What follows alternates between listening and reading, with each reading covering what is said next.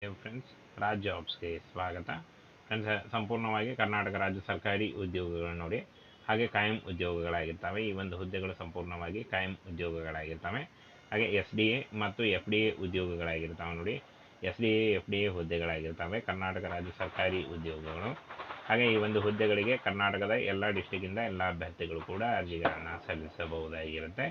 ಇನ್ನು ಫ್ರೆಂಡ್ಸ್, ಈ ಒಂದು ಹುದ್ದೆಗಳಿಗೆ ನೋಡಿ, ಇಲ್ಲಿ FDA ಮತ್ತು SDA ಹುದ್ದೆಗಳಾಗಿರ್ತವೆ. ಪ್ರಥಮ ದರ್ಜೆ ಸಹಾಯಕರು, ಮೇಲ್ವಿಚಾರಕರು, ಹಾಗೆ ಸೆಕೆಂಡ್ ಡಿವಿಷನ್ ಕ್ಲರ್ಕ್ ಮತ್ತು first division clerk FDA SDA ಹುದ್ದೆಗಳಾಗಿರ್ತವೆ, ಕಾಯಂ ಹುದ್ದೆಗಳು ನೋಡಿ. ಇನ್ನು ಇಲ್ಲಿ ನೋಡಿ, ಮೊದಲಿಗೆ ಪ್ರಥಮ ದರ್ಜೆ ಸಹಾಯಕರು 27,000ದಿಂದ 52,000 ಪರ್ ಮಂತ್ ಸ್ಯಾಲ್ರಿ ಆಗಿರುತ್ತೆ ನೋಡಿ. ಒಟ್ಟು 18 ಹುದ್ದೆಗಳಿದ್ದಾವೆ. ಯಾವ ಒಂದು ಕೆಟಗರಿಗೆ ಎಷ್ಟು ಒಂದು ಹುದ್ದೆಗಳಿದ್ದಾವೆ ಅನ್ನುವಂಥ ಮಾಹಿತಿ ಇದೆ ನೋಡಿ. ಹಾಗೆ ಇನ್ನು ಫ್ರೆಂಡ್ಸ್, ಶೈಕ್ಷಣಿಕ ಅರ್ಹತೆ ಪದವಿ ಕೇಳಿದ್ದಾರೆ ನೋಡಿ, ಡಿಗ್ರಿ ಕೇಳಿದ್ದಾರೆ. ಇನ್ನು ಕಿರಿಯ ಸಹಾಯಕರು ಹುದ್ದೆಗಳು ಒಟ್ಟು 53 ಹುದ್ದೆಗಳಿದ್ದಾವೆ. 21,000ದಿಂದ 42,000ವರೆಗೆ ಪರ್ ಮಂತ್ ಸ್ಯಾಲ್ರಿ ಆಗಿರುತ್ತೆ. ಹಾಗೇನ ಫ್ರೆಂಡ್ಸ್, ಈ ಒಂದು ಹುದ್ದೆಗಳಿಗೂ ಕೂಡ ಪದವಿ ಕೇಳಿದ್ದಾರೆ ನೋಡಿ. ಇನ್ನು ಫ್ರೆಂಡ್ಸ್, ಗ್ರೂಪ್ ಡಿ ಹುದ್ದೆಗಳು ನೋಡಿ, ಸಹಾಯಕ ಅಟೆಂಡರ್ ಹುದ್ದೆಗಳು ಒಟ್ಟು 10 ಹುದ್ದೆಗಳಿದ್ದಾವೆ. 18,000ದಿಂದ 32,000ವರೆಗೂ ಪರ್ ಮಂತ್ ಸ್ಯಾಲ್ರಿ ಆಗಿರುತ್ತೆ. ಇನ್ನು ಕಿರಿಯ ಸಹಾಯಕರು ಹುದ್ದೆಗಳಿದ್ದಾವೆ. SLC PUC ಆದಂಥ ಅಭ್ಯರ್ಥಿಗಳು ಅರ್ಜಿಗಳನ್ನು ಸಲ್ಲಿಸಬಹುದಾಗಿರುತ್ತೆ. ಹಾಗೇನ ಈ ಒಂದು ನೋಟಿಫಿಕೇಶನ್ ಬೇಕಾದಲ್ಲಿ ಫ್ರೆಂಡ್ಸ್, ಈ ಒಂದು ನೋಟಿಫಿಕೇಶನ್ನ ನಮ್ಮ ಟೆಲಿಗ್ರಾಮ್ ಚಾನಲಲ್ಲಿ ಇರುತ್ತೆ, ಅಲ್ಲಿ ಹೋಗಿ ನೀವು ಇನ್ನೂ ಹೆಚ್ಚಿನ ಮಾಹಿತಿಯನ್ನು ತಿಳ್ಕೊಳ್ಬೋದು. ಹಾಗೇನ ಫ್ರೆಂಡ್ಸ್, ನಿಗದಿತ ಅರ್ಜಿ ಶುಲ್ಕವನ್ನು ನೋಡಿದ್ರೆ, ಸಾಮಾನ್ಯ ಅರ್ಹತೆ ಪ್ರವರ್ಗ 2A 2B ಮತ್ತು 3A 3B ಸೇರಿದ ಅಭ್ಯರ್ಥಿಗಳಿಗೆ 1,500 ರೂಪಾಯಿ ಇದ್ದರೆ, ಪರಿಶಿಷ್ಟ ಜಾತಿ, ಪರಿಶಿಷ್ಟ ಪಂಗಡ ಮತ್ತು ಪ್ರವರ್ಗ 1 ಹಾಗೂ ಅಂಗವಿಕಲ ಅಭ್ಯರ್ಥಿಗಳು ಹಾಗೂ ಮಾಜಿ ಸೈನಿಕರಿಗೆ 750 ರೂಪಾಯಿ ಇರುತ್ತೆ ನೋಡಿ. ಇದನ್ನು ಪೇಮೆಂಟ್ ಯೂಸಿಂಗ್ ಇಲ್ಲಿ ನೋಡಿ, net banking, credit card, debit card.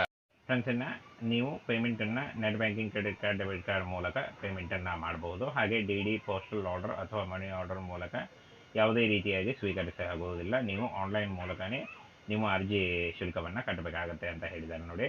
ಹಾಗೆ ಇವನ್ನ ನಮ್ಮ ಟೆಲಿಗ್ರಾಮ್ ಚಾನಲಲ್ಲಿ ಹಾಕಿರ್ತೀನಿ, ಅಲ್ಲಿ ಹೋಗಿ ನೀವು ಇನ್ನೂ ಹೆಚ್ಚಿನ ಮಾಹಿತಿಯನ್ನು ತಿಳ್ಕೊಳ್ಳಿ.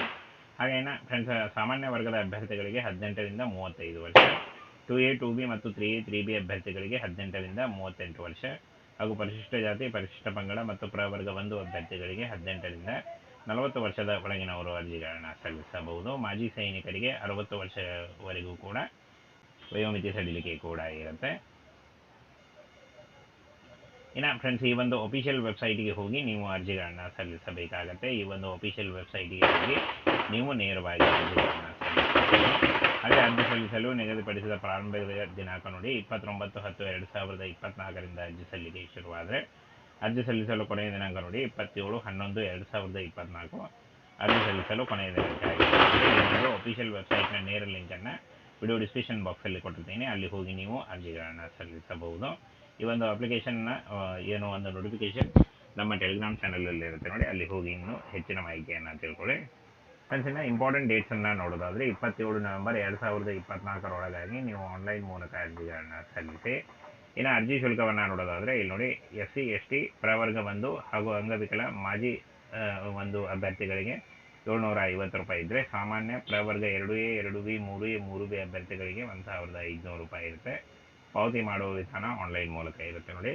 ಇನ್ನು ಆಯ್ಕೆ ಪ್ರಕ್ರಿಯೆಯನ್ನು ನೋಡೋದಾದರೆ, ಸ್ಪರ್ಧಾತ್ಮಕ ಲಿಖಿತ ಪರೀಕ್ಷೆ ಇರುತ್ತೆ ನೋಡಿ, ಲಿಖಿತ ಪರೀಕ್ಷೆ ಮೂಲಕ ಆಯ್ಕೆಯನ್ನು ಮಾಡಿಕೊಳ್ಳಲಾಗುತ್ತೆ. ಲಿಖಿತ ಪರೀಕ್ಷೆಯಲ್ಲಿ ಪಾಸಾದಂಥ ಅಭ್ಯರ್ಥಿಗಳಿಗೆ ಸಂದರ್ಶನ ನಡೆಸಿ ಆಯ್ಕೆಯನ್ನು ಮಾಡಿಕೊಳ್ಳಲಾಗುತ್ತೆ. ಇನ್ನು 18 ವರ್ಷದಿಂದ 35 ವರ್ಷದ ಒಳಗಿನವರು ಅರ್ಜಿಗಳನ್ನು ಸಲ್ಲಿಸಬಹುದು. 2A 2B ಮತ್ತು 3A 3B ಅಭ್ಯರ್ಥಿಗಳಿಗೆ 3 ವರ್ಷ ಹಾಗೂ ಪ್ರವರ್ಗ 1 SC ST ಅಭ್ಯರ್ಥಿಗಳಿಗೆ 5 ವರ್ಷ ಮತ್ತು ಅಂಗವಿಕಲ PWD ಅಭ್ಯರ್ಥಿಗಳಿಗೆ 10 ವರ್ಷಗಳ ವಯೋಮಿತಿ ಸಡಿಲಿಕೆ ಕೂಡ ಇರುತ್ತೆ. ಇನ್ನು ವೇತನ ಶ್ರೇಣಿ ನೋಡಿ, ಸಹಾಯಕ ವ್ಯವಸ್ಥಾಪಕ 36,000ದಿಂದ 67,000, ಪ್ರಥಮ ದರ್ಜೆ ಸಹಾಯಕ ನೋಡಿ 27,000ದಿಂದ 52,000, ಕಿರಿಯ ಸಹಾಯಕ 21,000ದಿಂದ 42,000 ಇದ್ದರೆ, ಅಟೆಂಡರ್ 18,000ದಿಂದ 32,000ವರೆಗೆ ಪರ್ ಮಂತ್ ಸ್ಯಾಲ್ರಿ ಆಗಿರುತ್ತೆ. ಇನ್ನು ಹುದ್ದೆಗಳ ವಿವರವನ್ನು ನೋಡೋದಾದರೆ, ಸಹಾಯಕ ವ್ಯವಸ್ಥಾಪಕ 4 ಹುದ್ದೆಗಳು, ಪ್ರಥಮ ದರ್ಜೆ ಸಹಾಯಕ ಮೇಲ್ವಿಚಾರಕರು 18 ಹುದ್ದೆಗಳು, ಕಿರಿಯ ಸಹಾಯಕ 53 ಹುದ್ದೆಗಳಿದ್ದರೆ, ಅಟೆಂಡರ್ 10 ಹುದ್ದೆಗಳಿರ್ತವೆ. ಇನ್ನು ವಿದ್ಯಾರ್ಹತೆಯನ್ನು ನೋಡೋದಾದರೆ, SLC ಪದವಿ ಹಾಗೂ PUC ಮಾಡಿದಂಥ ಅಭ್ಯರ್ಥಿಗಳು ಕೂಡ ಈ ಒಂದು ಹುದ್ದೆಗಳಿಗೆ ಅರ್ಜಿಗಳನ್ನು ಸಲ್ಲಿಸಬಹುದು. ಇನ್ನು ಚಿಕ್ಕಮಗಳೂರು ಜಿಲ್ಲಾ ಸಹಕಾರ ಕೇಂದ್ರ ಬ್ಯಾಂಕ್ ನೋಡಿ, DCC ಬ್ಯಾಂಕ್ನಿಂದ ನೇಮಕಾತಿಯಾಗಿರುತ್ತೆ. ಒಟ್ಟು 85 ಹುದ್ದೆಗಳಿದ್ದಾವೆ. ಅರ್ಜಿ ಸಲ್ಲಿಕೆ ಆನ್ಲೈನ್ ಮೂಲಕ ಅಫಿಷಿಯಲ್ ವೆಬ್ಸೈಟ್ಗೆ ಹೋಗಿ ನೀವು ಅರ್ಜಿಗಳನ್ನು ಸಲ್ಲಿಸಬಹುದು. ಇನ್ನು ಉದ್ಯೋಗ ಸ್ಥಳ ಚಿಕ್ಕಮಗಳೂರಿನಲ್ಲಿ ಆಯ್ಕೆಯಾದಂಥ ಅಭ್ಯರ್ಥಿಗಳಿಗೆ ಚಿಕ್ಕಮಗಳೂರಲ್ಲಿ ನೇಮಕಾತಿ ಮಾಡಿಕೊಳ್ಳಲಾಗುತ್ತೆ.